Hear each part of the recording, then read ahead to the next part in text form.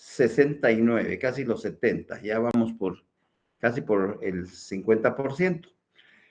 Ya se dieron cuenta que se les subió la hoja de trabajo número 4. Eili André González Berríos, buenas tardes. ¿Ya? Ya se le subió entonces la hoja número 4. Y entonces, su fuente de consulta básicamente es la Ley de Amparo, Exhibición Personal y de Constitucionalidad y el Acuerdo 1/2013, las disposiciones complementarias y reglamentarias. Zoraida, buenas tardes. ¿Ya? Muy bien. Ahí están. Perfecto. Como siempre, cortesía de la selección nacional, aunque no clasifiquemos, pero es cortesía de la selección nacional.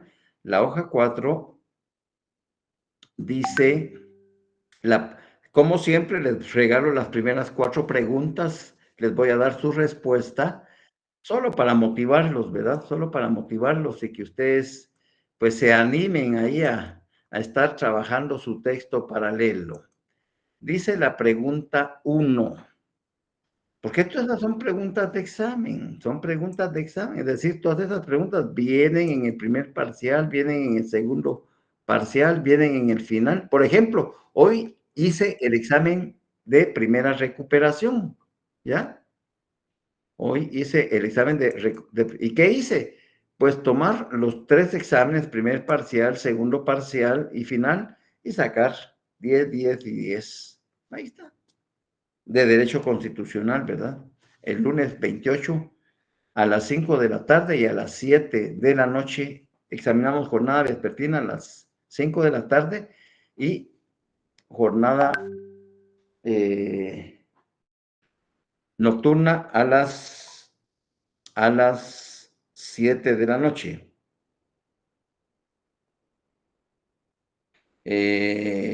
Vamos a ver, la negrita. No, la negrita. Lorenita, vamos a ver, ya ustedes deben de tener el horario de sus exámenes, pero me lo mandó esta niña, vamos a ver si no lo he borrado. Profesores titulares, así, aquí están. Brevemente, por si alguien no tiene los horarios de exámenes de recuperación, entonces el lunes 28, Derecho Constitucional, todas las secciones. El martes 29, Derecho Civil 1, todas las secciones.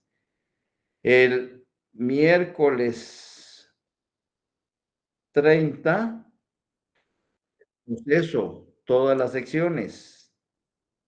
El jueves 31, Derecho Penal 1, todas las secciones.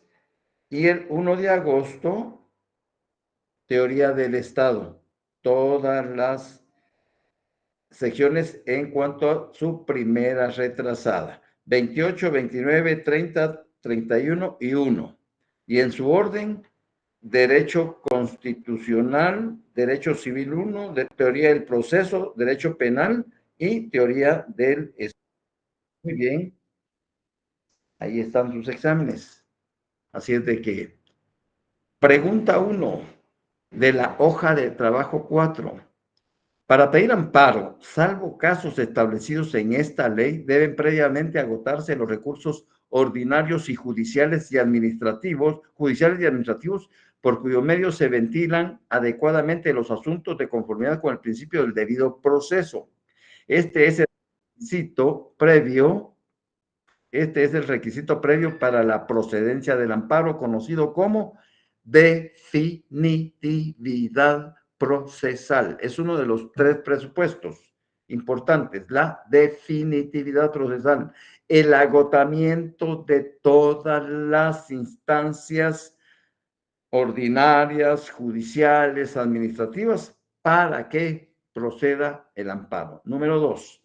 Existen 3 presupuestos procesales o requisitos previos para que proceda la acción de amparo. ¿Cuáles son?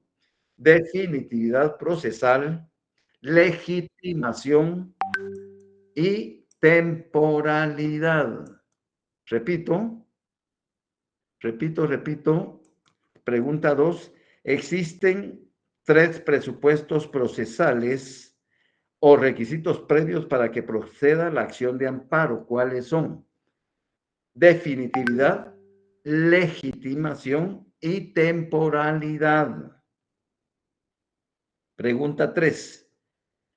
Consiste en individualizar correctamente a los sujetos activo y pasivo dentro de la acción de amparo. Pues es la legitimación o la legitimidad.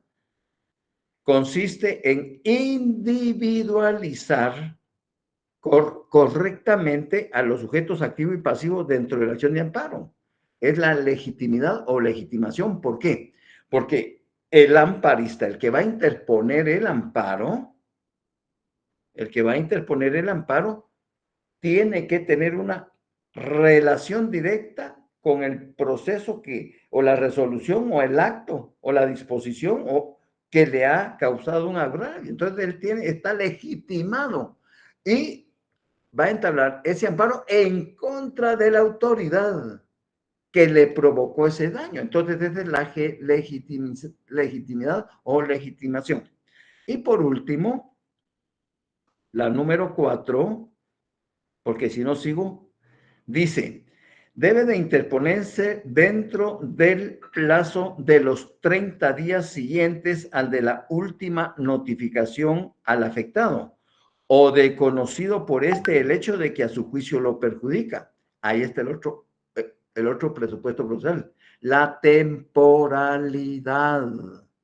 La temporalidad debe de interponerse dentro del plazo de los 30 días siguientes al de la última notificación al afectado, o de conocido por el hecho que a su juicio lo perjudica, pues no es ni más ni menos que la legitimación. En esas 4 preguntas están definidos los 3 presupuestos procesales: la definitividad procesal, la legitimación y la temporalidad. Muy bien, eso es siempre es cortesía de la Selección Nacional de Fútbol de Guatemala. Vamos entonces con nuestro tema que nos ocupa, y estamos hablando que la defensa de la Constitución, según Héctor Félix Zamudio, para una comprensión del tema, puede esquematizarse en 2 partes: la protección de la Constitución y las garantías constitucionales. El día de hoy, el próximo lunes y el próximo miércoles estaremos hablando de esa protección, que son, como bien ustedes lo saben, aquellos que está integrado por aquellos instrumentos que van a proteger el orden constitucional. ¿Y cuáles son los aspectos que tienen esos instrumentos? Pues instrumentos de carácter político, instrumentos de carácter económico, instrumentos de carácter social e instrumentos estrictamente jurídicos que están plasmados adentro de la Constitución, y que su función es ponerle un alto, limitar el ejercicio del poder político a quienes lo detentan, para que estos no abusen, no violenten los derechos mínimos constitucionales que le corresponde a cada ciudadano. Así de sencillo. Entonces, el primer instrumento de la protección constitucional es la división de poderes. Los actos del Estado se ejercitan a través de los gobernantes, es decir, diputados, presidente, vicepresidenta, magistrados de la Corte. Entonces, son actos del Estado que se ejercitan a través de los gobernantes. Los gobernantes al final vienen de esta forma a ser los órganos del Estado, porque representan los diputados al organismo legislativo, el presidente y la vicepresidenta representan al organismo ejecutivo y los magistrados de la Suprema Corte representan al organismo judicial. Por eso, para que sea más fácil su comprensión para ustedes, decimos y les he identificado que si queremos nosotros saber, conocer lo relacionado al organismo legislativo, pues, ¿qué tenemos que hacer? A partir de la parte orgánica, en la parte orgánica está organizado el Estado, a partir del artículo 157 al 181 de la Constitución, ustedes van a encontrar todo el qué hacer del organismo legislativo, todo el qué hacer, ¿ya? Y lógicamente, del 157 al 181. Y del 182 al 202 van a encontrar el qué hacer del organismo ejecutivo. Del 182 al 202. Y del 203 al 222 van a encontrar ustedes todo el qué hacer, todo el qué hacer del organismo judicial, ¿ya? Entonces, ahí ya está estructurado cada uno de los organismos del Estado. Y lógicamente que esos son órganos inmediatos de la Constitución, porque la misma Constitución los regula. Si quisiéramos saber un poquito más de cada uno de esos organismos del Estado, pues tendríamos que irnos a las leyes orgánicas de cada uno de ellos. A la ley orgánica del legislativo, a la ley orgánica del ejecutivo y a la ley orgánica del organismo judicial. Y esas leyes van a desarrollar con mayor profundidad el qué hacer, la función esencial o las actividades de cada uno de los órganos del Estado. Entonces, esos son órganos inmediatos. Y hay órganos mediatos que están dentro del organigrama del Estado. Hay órganos mediatos que son parte del Estado. ¿Y cuál es la función de esos órganos mediatos? Coadyuvar, colaborar, apoyar a estos tres organismos del Estado que no se dan abasto para el cumplimiento del bienestar común. Por ejemplo, la Universidad de San Carlos, la USAC, la misma Constitución le dice, mire, USAC, encárguese usted de la educación superior en Guatemala. Mire, Ministerio Público, encárguese usted de la persecución penal. Mire, Procuraduría General de la Nación, PGN, encárguese usted, por favor, de proteger y representar al Estado y proteger los intereses del Estado. Mire, PDH, Procuraduría de los Derechos Humanos, mire, encárguese de velar porque los derechos humanos de las grandes mayorías no sean violentados. Mire, Ejército, encárguese usted de resguardar la soberanía nacional dentro del territorio nacional. Y así Mire, el Tribunal Supremo Electoral, encárguese usted de todos los procesos electorales que se llevan a cabo en todo el territorio nacional. Mire, Corte de Constitucionalidad, encárguese usted de velar porque no se violenten las normas constitucionales por parte de los que ejercen ese poder. Entonces, hay órganos inmediatos que son una consecuencia propia de la inmediatos, cuya función eh, descansan en una persona o en una comisión individual, ¿ya? Una comisión individual es un órgano colegiado, ¿ya?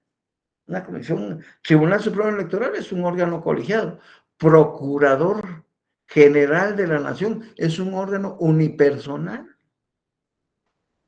Consejo Superior Universitario es un órgano colegiado, Consejo Municipal es un órgano colegiado, y a ellos les va delegando, no inmediatamente hablando, una función específica para tratar de proporcionar ese bienestar común que es obligación del Estado atender a todos los guatemaltecos.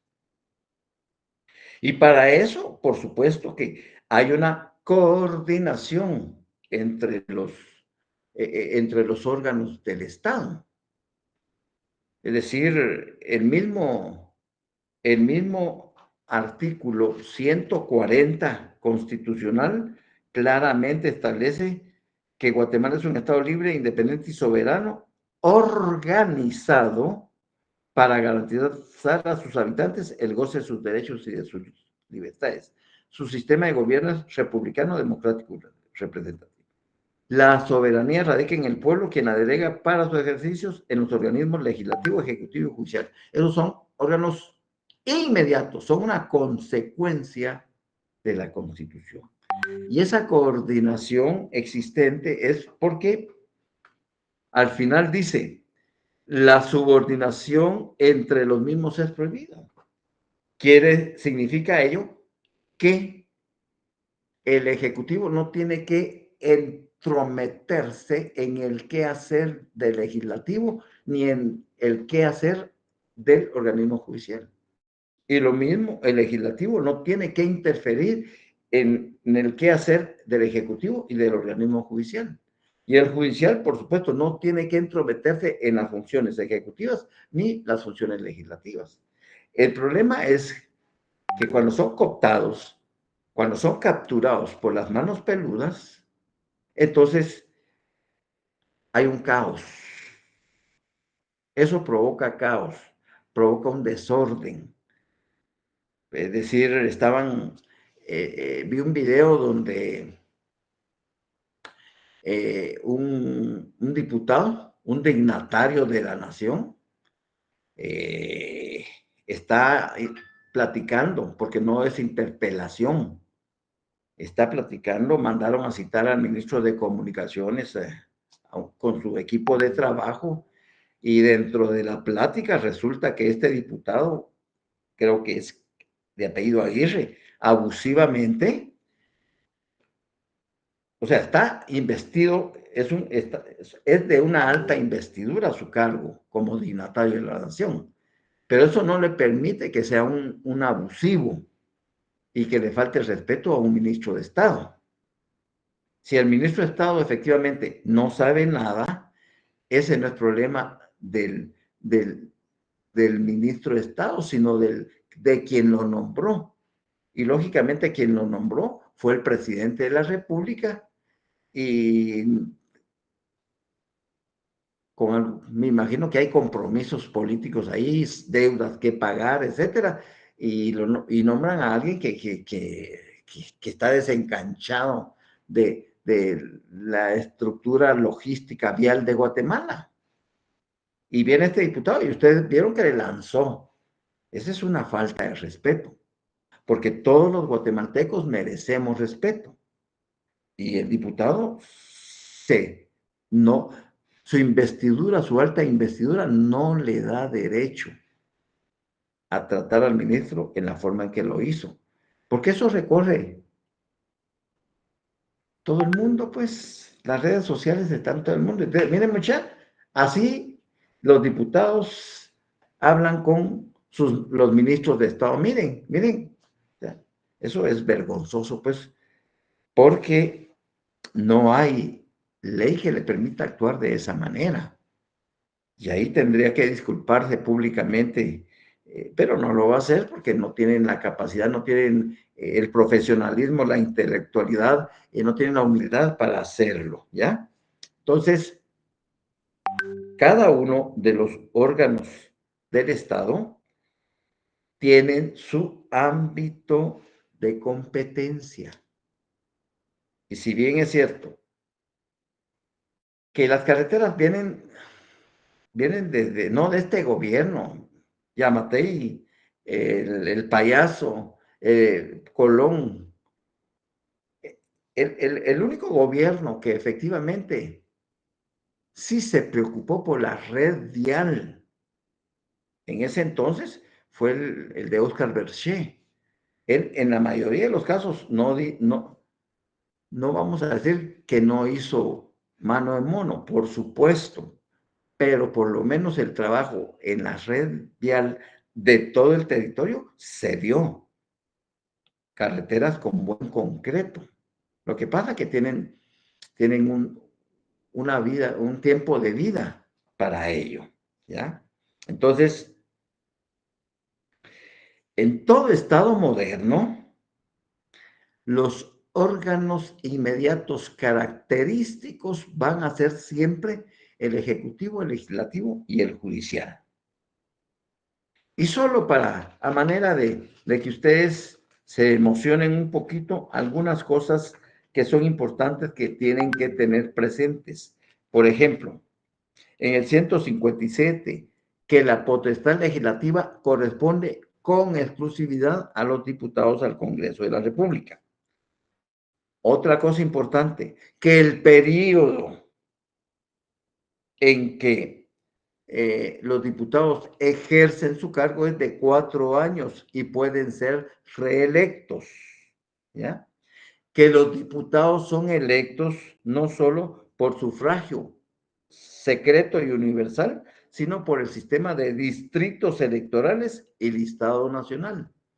Cada departamento es un distrito electoral y cada diputado va a representar a un porcentaje de la población. Por eso, cuando ustedes ven que hay más diputados en unos departamentos que en otro, es simple y llanamente porque en esos departamentos hay mucha mayor población. Si ustedes tuviesen a la ley electoral y de partidos políticos, yo ahorita la voy a sacar. Ahorita voy a sacar la ley electoral y de partidos políticos.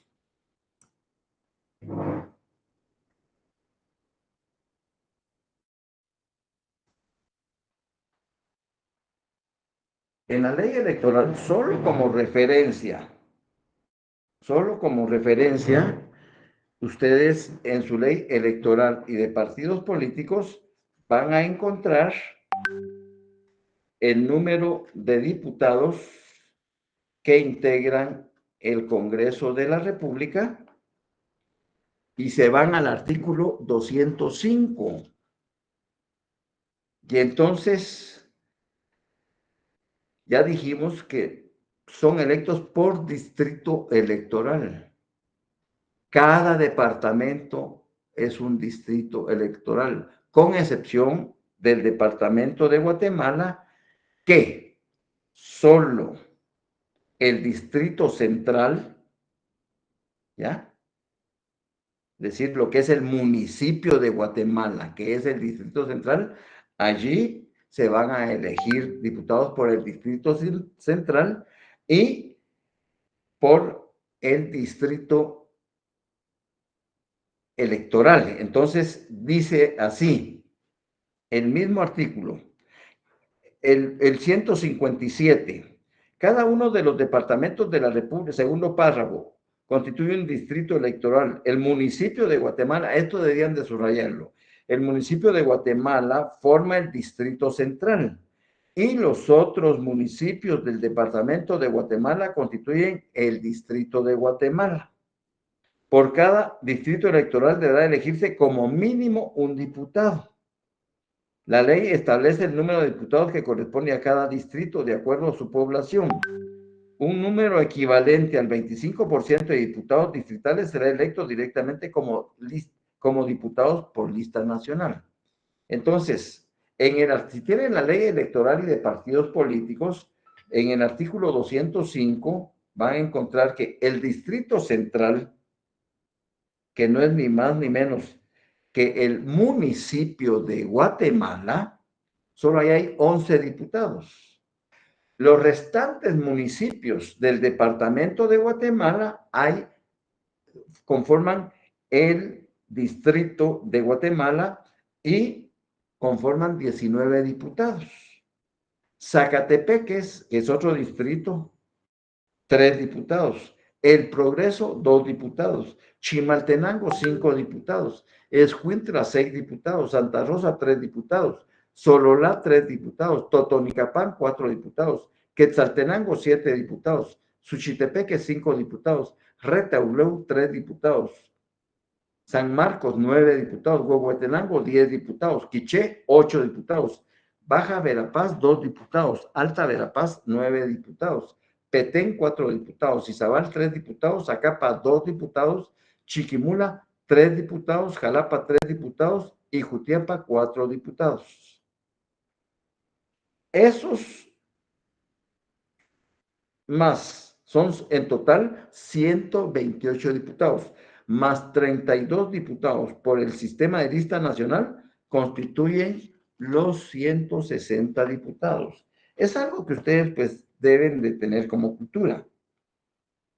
Otra cosa importante, en caso de falta absoluta de un diputado porque renuncia a su curul o porque fallece o porque decide voluntariamente, entonces se manda a llamar al diputado que le sigue en el listado y se le juramenta, pero si él renuncia, esa renuncia debe ser aceptada por el Pleno del Congreso.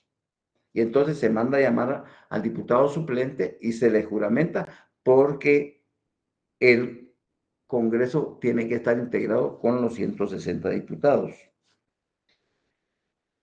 Otra cosa que ustedes deben de recordar del Congreso de la República, que el periodo de sesiones ordinarias son 2. El primer periodo de sesiones ordinarias inicia el 14 de enero y termina el 15 de mayo. Por eso es que ahorita está trabajando la comisión permanente. El segundo periodo de sesiones ordinarias principia el 1 de agosto y termina el 30 de noviembre. Y en esos espacios del 1 de diciembre al 13 de enero, por ejemplo, hay un espacio, porque estos órganos del Estado funcionan todos los días, los 365 días del año, las 24 horas. Pero esos espacios del 16 de mayo al 31 de julio, todavía hoy tenemos 23, están de vacaciones. Ese periodo y el periodo del 1 de diciembre al 13 de enero del siguiente año, ese otro periodo, ¿quién está trabajando en estos momentos en el Congreso? Es una comisión permanente que es electa por el Pleno de los diputados y que la que está fungiendo ahorita es la misma comisión permanente que va a funcionar a partir del 1 de diciembre.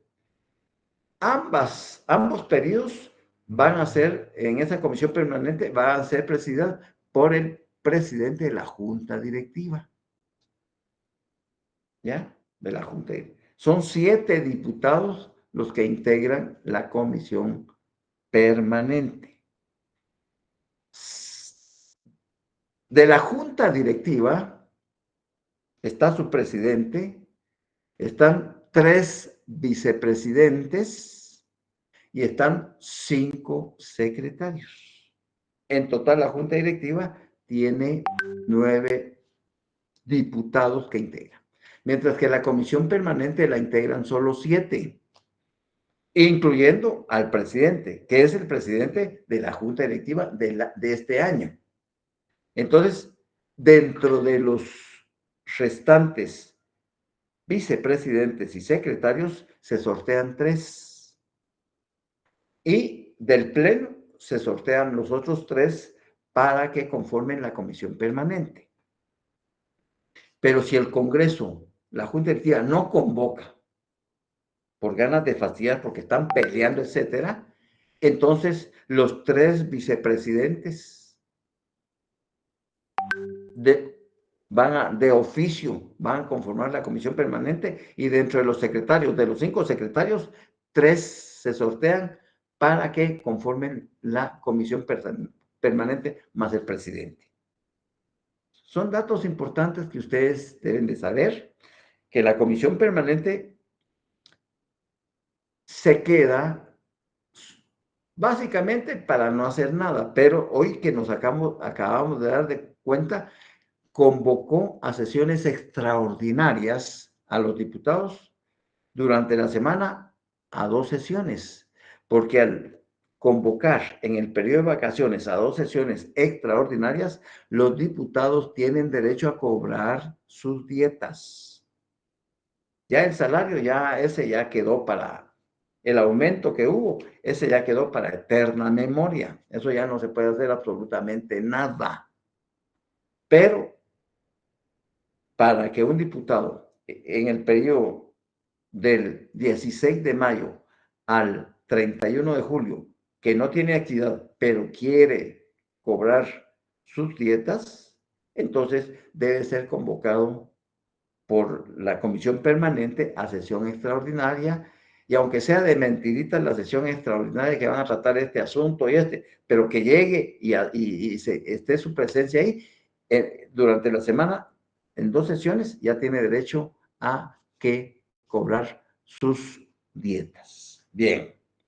Y por supuesto su bono y todo eso, ¿verdad? Otra cosa importante, el 159, solo para que lo tengan presente, porque no voy a tardar mucho. Las resoluciones del Congreso deben tomarse con el voto favorable de la mayoría absoluta de los miembros que lo integran, salvo los casos en que la ley exija un número especial. Hay 2 sistemas de votación en el Congreso. Mayoría absoluta, mitad más 1 de votos. Si son 160, pues la mitad son 80 votos más 1, con 81 votos se aprueba. Pero a veces hay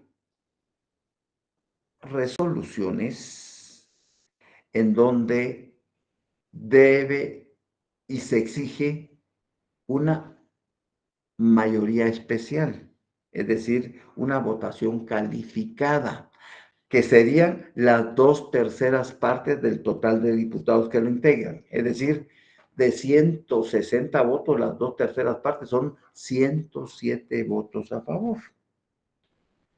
Por ejemplo, si se quisiera reformar el artículo 100, por decir algo, o el artículo 161, prerrogativa de los diputados. Los diputados son representantes del pueblo y dignatarios de la nación. Como garantía para el ejercicio de sus funciones, gozarán desde el día en que se les declare electos de las siguientes prerrogativas. 1. Inmunidad personal para no ser detenidos ni juzgados. Y 2. Irresponsabilidad por sus opiniones. Alguien propone que se reforme ese artículo. 4 diputados o más proponen al Pleno esa reforma constitucional. Esa reforma va del artículo 161, va amarrada al título último de la Constitución relacionada con las reformas constitucionales. ¿Ya? Es decir, nos vamos al artículo 277, 78, 79, 80 y 81. Y entonces, en el 277, en cuanto a iniciativas para pedir reformas a la Constitución, que no es lo mismo iniciativa de ley del 174, entonces dice, ¿quiénes tienen iniciativa para proponer reformas a la Constitución? El presidente en consejo, esto no. 10 o más diputados al Congreso de la República. Aquí sí, 10 o más diputados proponen al Pleno la reforma del artículo 161, prerrogativas de los diputados. ¿Ya? Entonces, y le hacen modificaciones. Entonces, ¿qué pasa? Tenemos que irnos al 280. Reformas por el Congreso, consulta popular. Para cualquier otra reforma constitucional será necesario que el Congreso la apruebe con el voto afirmativo de las 2/3 partes del total de diputados que lo integran. Aquí se está exigiendo una mayoría especial.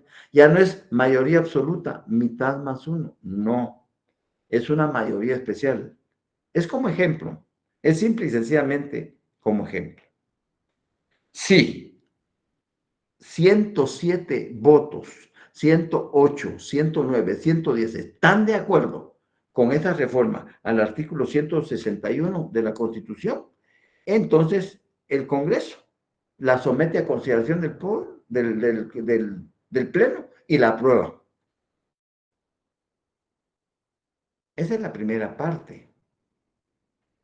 El Congreso aprobó reformar el artículo 161 constitucional con 110 votos. O sea, se dio la mayoría calificada, se dio la calificación especial a esa aprobación. Pero aquí viene lo complejo y lo difícil. Pero esta aprobación por parte del Congreso no tiene valor alguno. ¿Por qué razón? Porque esta aprobación a la reforma del artículo 161 constitucional debe ser ratificada por el pueblo mediante la consulta popular que regula el artículo 173 de la Constitución. ¿Qué implica ello? Que el Tribunal Supremo Electoral tiene que convocar a toda la población para ver si está, a todos los ciudadanos, no a toda la población, a todos los ciudadanos, hombres y mujeres mayores de 18 años, que estén en plena capacidad de sus facultades mentales y volitivas. Convoca a los ciudadanos para que indiquen por medio de una pregunta, diga usted si está de acuerdo con la reforma constitucional al artículo 161 de la Constitución Política de la República, aprobada por los diputados del Congreso de la República, sí o no. Y entonces ya será la población en el día que señale el tribunal en que vayamos a decir sí o no. ¿Gana el sí o gana el no? Si gana el sí, que el pueblo está de acuerdo, esa reforma procede y se reforma el artículo 161. Pero si gana el no y la mayoría de la población ciudadana dice no se reforma, todo ese ejercicio que se hizo por parte del Congreso y todos esos millones que se gastaron por ese evento se echaron a la basura por gusto. Entonces, poco a poco vamos a ir desglosando, pero lo que me interesa es que ustedes sepan que dentro de los órganos inmediatos de la Constitución está el organismo legislativo, está el organismo ejecutivo y está el organismo judicial. Algo muy importante que tienen que tener ustedes en cuenta es que, ¿cuáles son los requisitos para optar al cargo de diputado? Pues el artículo 162 se lo dice. Ser guatemalteco de origen. O sea, un guatemalteco naturalizado no puede optar a ser diputado al Congreso de la República. Solo los guatemaltecos de origen. Un salvadoreño, si adopta la nacionalidad guatemalteca y renuncia a la suya, puede ser diputado al Congreso. Un hondureño, un nicaragüense, ellos pueden optar a ser diputados si, de conformidad con la Constitución, aceptan ser nacionales guatemaltecos de origen para tener ese privilegio y ese derecho. Lo mismo si quisieran ser presidentes, lo mismo si quisieran ser magistrados o jueces, que son requisitos sine qua non ser guatemalteco de origen. Ahora, guatemaltecos naturalizados, con excepción de que sí pueden ser ministros de Estado. ¿Por qué? Porque si nos vamos al artículo de los ministros de Estado, por ejemplo, dice requisitos para optar a ser ministro, requisitos, artículo 196. Para ser ministro de Estado se requiere ser guatemalteco. Allí dejó la puerta abierta para que cualquier guatemalteco naturalizado opte a ser nombrado por el presidente como ministro de Estado.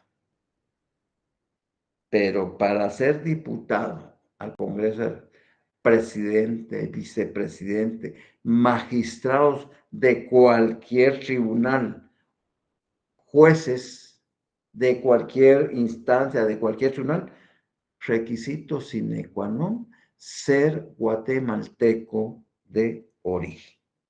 ¿Estamos bien? ¿Me estoy dando a entender? ¿Están comprendiendo? Sí, licenciado. ¿Alguna duda? Muy bien. Sigamos pues. Otra cosa importante, ya con eso termino el organismo legislativo, es, bueno, hay tanto de qué hablar, pero no quiero entretenerme porque ustedes ya esto lo vieron. Pero, por ejemplo, uno de los controles importantes que tiene el organismo legislativo, como injerencia en el quehacer del Ejecutivo, es la interpelación ministerial. Los diputados están facultados para mandar a llamar a cualquiera de los ministros de Estado para ser interpelados y que den cuenta de la gestión administrativa que están desarrollando. Ese es un control importante que ustedes lo tienen localizado en el artículo 165, literal J, que es un control interórgano, ¿ya?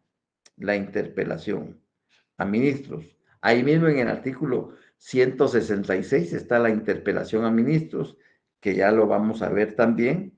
¿Cuáles son esos efectos de la interpelación? Aprovecho de una vez a dárselos. Artículo 167, efectos de la interpelación.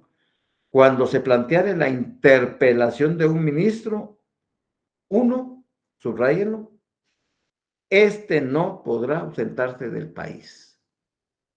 Él no puede decirle a los diputados o al diputado interpelante, mire, diputado, miren, excelentísimos diputados, fíjense que yo tengo un compromiso en la ONU porque tengo, lo siento, pero usted ya fue notificado que tal fecha tiene que presentarse al tribunal, al hemiciclo a responder el cuestionamiento que con 48 horas de antelación se le hizo llegar para que responda.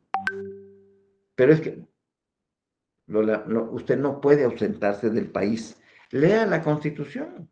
Si en el artículo 167 está claro que usted no puede ausentarse. Ese es un efecto. Y el otro es ni excusarse de responder en forma alguna. Es decir, al momento en que está siendo interpelado un ministro de Estado por parte de los diputados o de un diputado, el ministro no puede decirle, diputado, con todo respeto, me reservo el derecho de responder. Usted me responde, señor ministro. Usted me responde porque constitucionalmente hablando, usted no puede excusarse de responder en forma alguna. Simple. Teoría de frenos y contrapesos. Es un recíproco control que hay ahí. Muy bien. Otra cosa importante que ustedes deben de saber, que dentro de las atribuciones del Congreso, en el artículo 171, literal C, es facultad exclusiva del Congreso decretar impuestos ordinarios y extraordinarios conforme a las necesidades del Estado y determinar la base de su recaudación. Eso compete al Estado, ¿ya? Allí es el inicio del principio de legalidad tributaria en materia tributaria. Y si nos vamos de esa literal C del artículo 171, nos vamos al artículo 239 de la Constitución, vamos a encontrar el principio de legalidad. Corresponde con exclusividad al Congreso de la República decretar impuestos ordinarios y extraordinarios, arbitrios y contribuciones especiales conforme a las necesidades del Estado y de acuerdo a la equidad y justicia tributaria, así como determinar las bases de recaudación.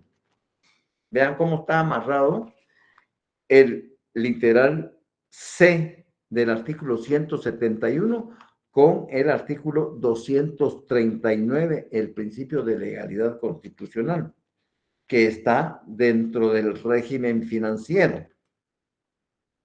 Eso lo vimos nosotros, solo se los estoy recordando, porque eso ya lo hemos visto. Sigamos. También es importante ustedes que hay un organismo ejecutivo. Y este organismo ejecutivo, también al igual que el legislativo, su representante, el presidente y vicepresidente, son electos popularmente, ¿ya? Y entonces, algo importante que ustedes deben de saber en relación al organismo ejecutivo es que el presidente va a actuar, artículo 182, el presidente va a actuar siempre con los ministros en consejo o separadamente con uno o más de ellos. Uno de los ministros que siempre lo va a acompañar en cualquier actividad que él desarrolle y en los decretos, reglamentos o disposiciones que emita, siempre va a ser el ministro de Gobernación. Siempre. Él le va a refrendar, ¿ya? Cuando el presidente emite un acuerdo gubernativo o un reglamento gubernativo o una disposición gubernativa. Si este reglamento o esta disposición o este decreto gubernativo va a ser de observancia general y de cumplimiento obligatorio por toda la población, ese decreto gubernativo, ese reglamento gubernativo, esa disposición gubernativa debe de ir refrendada, es decir, debe de ir firmada por todos los ministros de Estado, salvo aquellos ministros que se encuentren en ese momento fuera del país y que lo van a sustituir por el viceministro correspondiente, en forma temporal, con funciones de ministro. Un viceministro puede, por encargo del ministro, delegarle la estafeta y decirle, mira, te encargo el despacho, mientras me voy a esa reunión a Europa.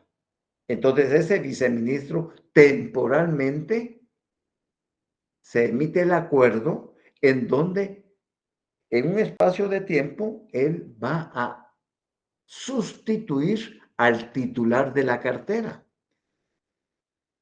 Pero si en ese momentito que se va a firmar ese decreto gubernativo o ese reglamento general o esas disposiciones generales, él está fungiendo como tal, tiene la obligación de signarla, de firmarla, de refrendarla.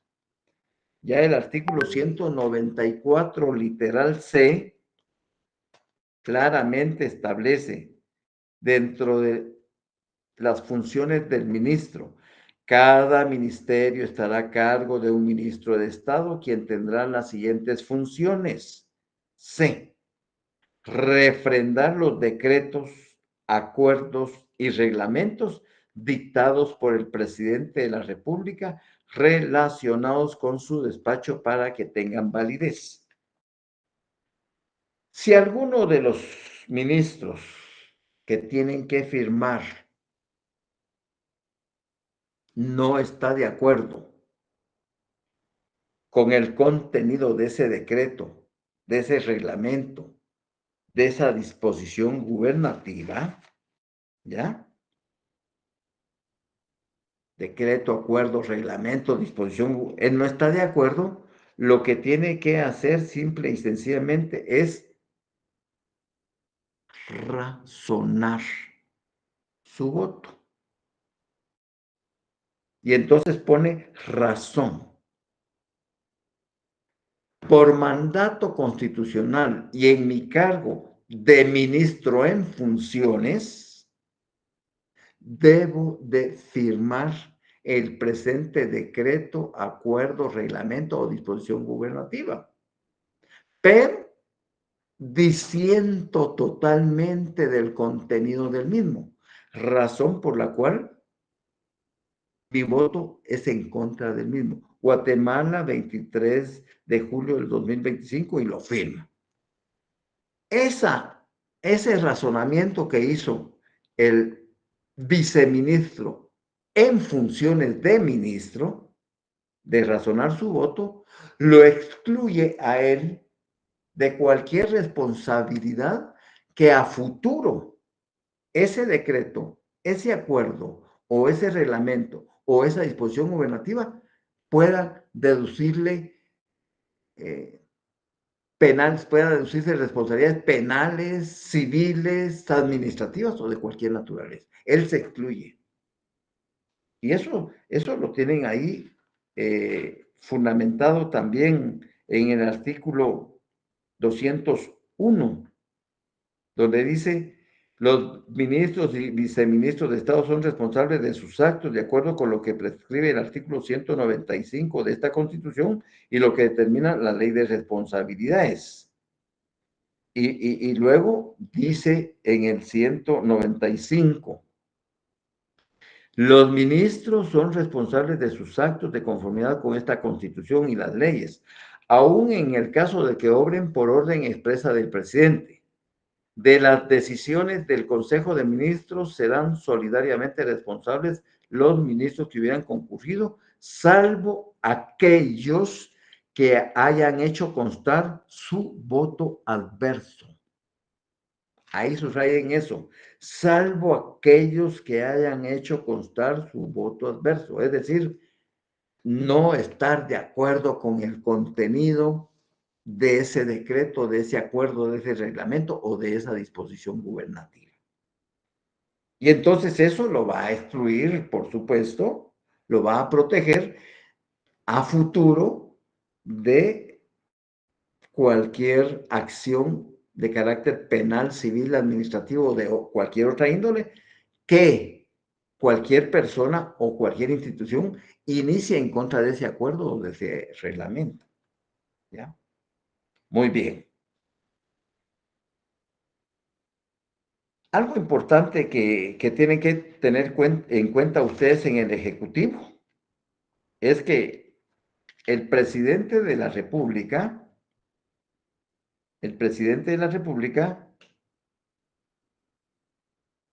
es el comandante general del ejército. Representa la unidad nacional y deberá velar por los intereses de toda la población de la República. Les estoy leyendo el artículo 182 de la Constitución. El mismo artículo en su último párrafo dice: el presidente de la República, juntamente con el vicepresidente, los ministros, viceministros y demás funcionarios dependientes, integran el organismo ejecutivo y tienen vedado favorecer a partido político alguno. Y ahí están en el siguiente las funciones: cumplir y hacer que se cumpla, etcétera, etcétera. Pero eso ya no es parte de solo eso.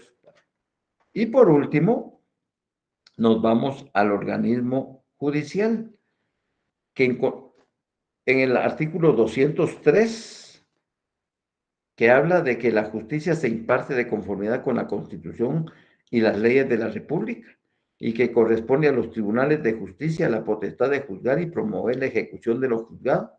Los otros organismos del Estado deberán presentar a los tribunales el auxilio que requieran para el cumplimiento de sus resoluciones. La función jurisdiccional se ejerce con exclusividad absoluta por la Corte Suprema de Justicia y por los demás tribunales que la ley establezca. Yo siempre pongo en derecho constitucional y en derecho procesal esta pregunta. Y por eso se los aclaro.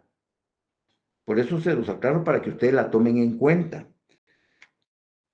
La pregunta dice: en Guatemala, ¿quién ejerce la función jurisdiccional?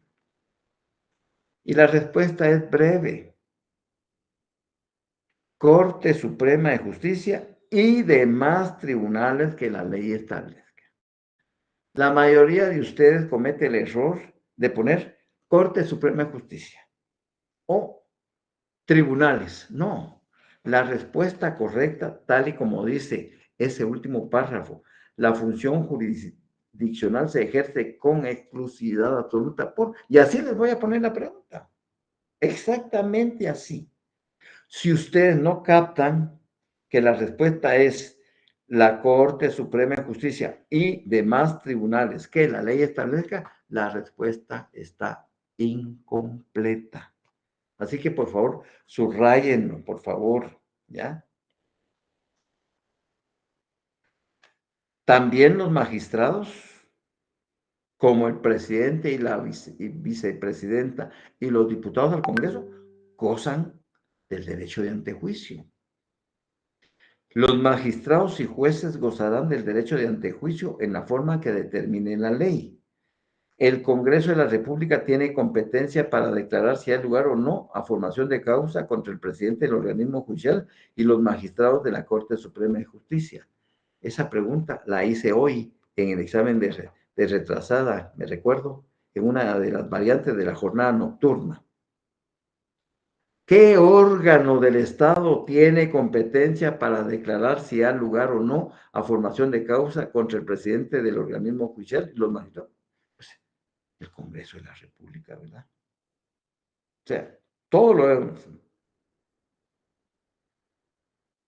Esto es importante también que ustedes lo recuerden, solo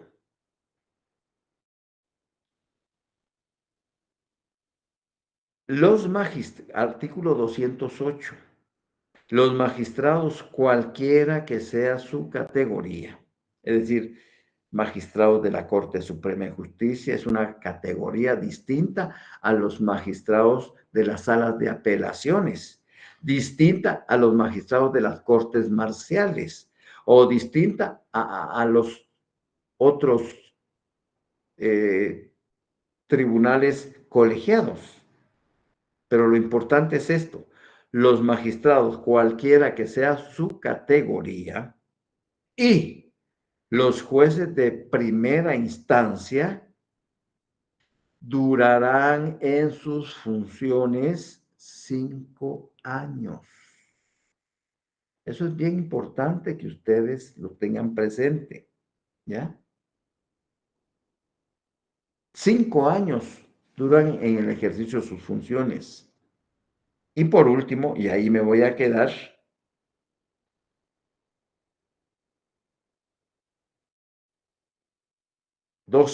solo dos recordatorios. Artículo 209. Los jueces, secretarios y personal auxiliar serán nombrados por la Corte Suprema de Justicia. ¿Quién nombra a los jueces? La Corte Suprema de Justicia. Jueces de primera instancia. ¿Quién nombra a los secretarios? Corte Suprema de Justicia. ¿Quién nombra a los notificadores? A los comisarios, Corte Suprema de Justicia. ¿Quién nombra a los jueces menores? Corte Suprema de Justicia. Y el 211, y ahí cierro. Instancias en todo proceso. Ya lo vimos en la ley del organismo judicial, en el artículo 59. Instancias en todo proceso. En ningún proceso habrá más de 2 instancias.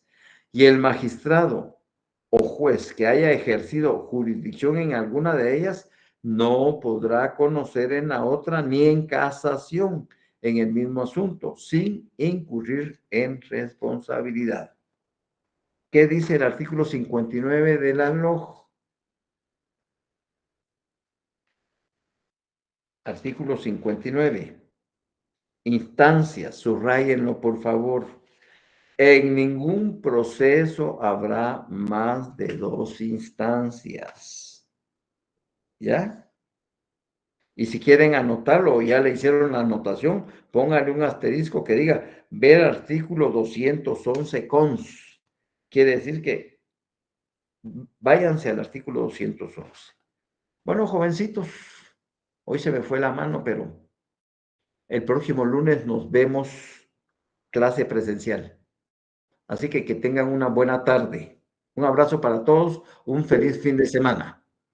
Anchi Batz, me ha levantado la mano.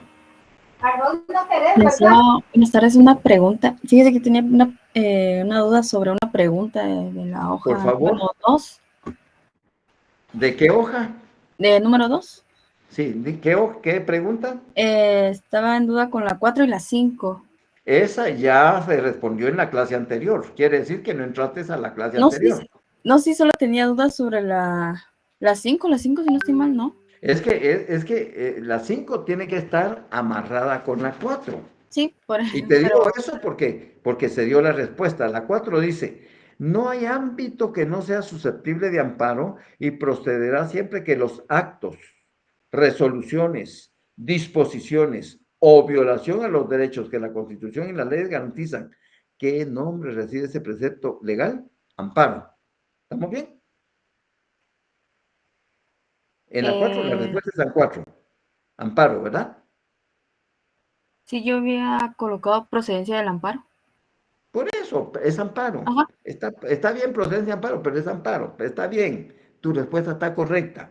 Y la 5 dice, de acuerdo a la pregunta anterior, ¿cuántos presupuestos procesales se mencionan en ese precepto legal? Entonces dice, y procederá siempre que los actos, manifestación de uno, primer presupuesto, los actos, las resoluciones, segundo presupuesto, las disposiciones, tercer presupuesto, o la violación, 4 presupuestos procesales. ¿Estamos? Ok, gracias, licenciada Mema. Para servirte. Muy bien, un abrazo para todos.